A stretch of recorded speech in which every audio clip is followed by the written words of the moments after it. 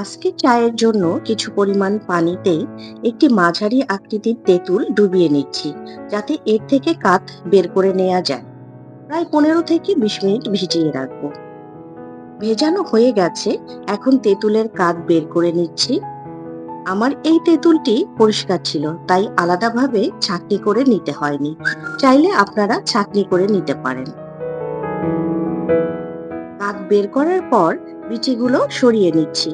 তারপর দিয়ে দিচ্ছি কাঁচামরিচ কুচি, চিনি 2 টেবিল চামচ, বিট লবণ বেশি বেশি ½ চা চামচ, গরম পানি, সবকিছু দিয়ে একটু নেড়ে নিব, যাতে চিনি এবং লবণ ঠিকমতো গলে যায়।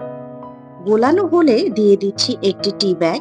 এখানে আপনি টি ব্যাগের পরিবর্তে চায়ের লিকার এবং চিনির পরিবর্তে যে কোনো ভালো ব্র্যান্ডের সাপ্লিমেন্ট ইউজ করতে পারেন, বিশেষ করে যাদের সুগার প্রবলেম আছে। হয়ে গেল আমার ঝটপট তেঁতুল চা।